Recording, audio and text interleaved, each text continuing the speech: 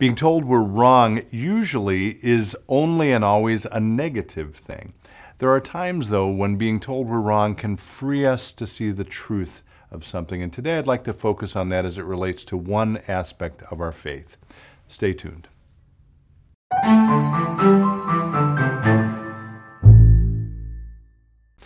Hello friends, Pastor Tim Westermeyer here, Senior Pastor of St. Philip Deacon in the western suburbs of Minneapolis. Good to be with you as always. Last week's episode, episode 200, we talked about milestones. Maybe we'll link to that in case you didn't catch it. And one of the things I talked about, well, I guess two of the things. One was a book by Eugene Peterson, A Long Obedience in the Same Direction.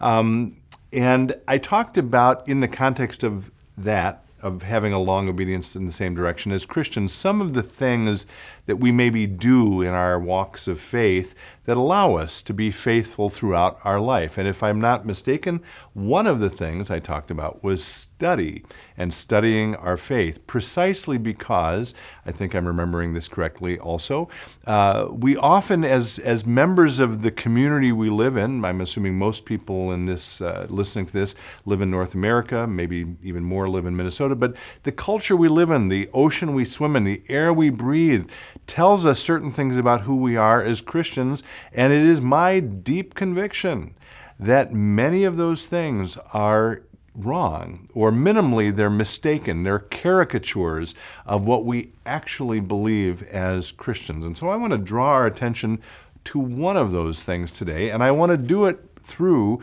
some words again from our friend Eugene Peterson in this book. Having brought it up last week, I was taking a look at it again and I thought, yeah, this is important maybe for us to hear. I mentioned this book is based on what are called the Psalms of Ascent. That's the Psalms 120 through 124. So each of the chapters in this book is focused on one of those Psalms. The chapter I'm going to be referring to is chapter 3, which focuses on Psalm 121. It's a very famous psalm that begins, "I lift up my eyes to the hills. From whence does my help come? My help comes from the Lord, who made heaven and earth." And I want to now turn our attention to the opening couple of paragraphs of this chapter. And I remember very vividly a moment when I was a baby pastor. I think I'd been a pastor for about a week, honestly. And a member of the parish came up to me deeply troubled by something that had happened in his life. And I remember pointing him to precisely this chapter, and all these years later, it is still relevant. Now remember, I'm talking about this in the context of what we hear as members of our community as caricatures of our faith, what people assume is true about our faith, but which is not. And so with that in mind, here's how Eugene Peterson begins this chapter. "The moment we say no to the world and yes to God, all our problems are solved. All our questions answered, all our troubles over. Nothing can disturb the tranquility of the soul at peace with God. Nothing can interfere with the blessed assurance that all is well between me and my Savior. Nothing and no one can upset the enjoyable relationship which has been established by faith in Jesus Christ. We Christians are among that privileged company of persons who don't have accidents, who don't have arguments with our spouses, who aren't misunderstood by our peers, whose children do not disobey us."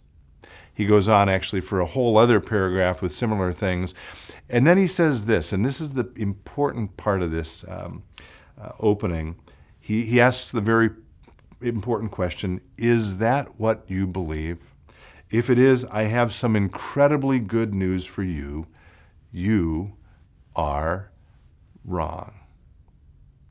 And I just love that because it is so freeing to realize, even as people of faith, that, oh, maybe bad things may still happen to me, and that doesn't mean that I have done something wrong as it relates to my relationship with God.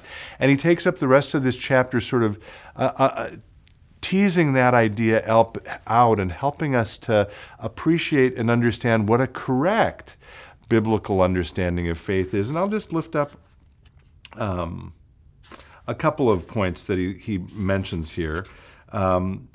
He says, among other things, the promise of the psalm and both Hebrews and Christians have always read it this way, is not that we shall never stub our toes, but instead that no injury, no illness, no accident, no distress will have evil power over us.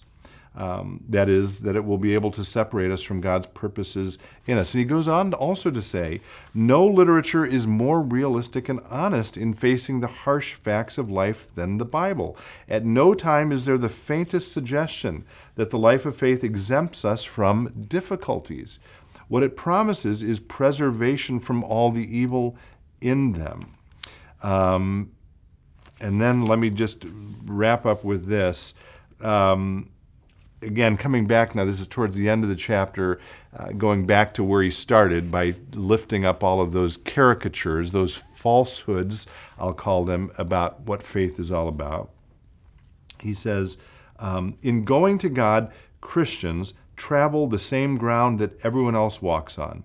We breathe the same air, we drink the same water, we shop in the same stores, we read the same newspapers, we're citizens under the same governments, we pay the same prices for groceries and gasoline, we fear the same dangers, we are subject to the same pressures, we get the same distresses, and we are buried in the same ground.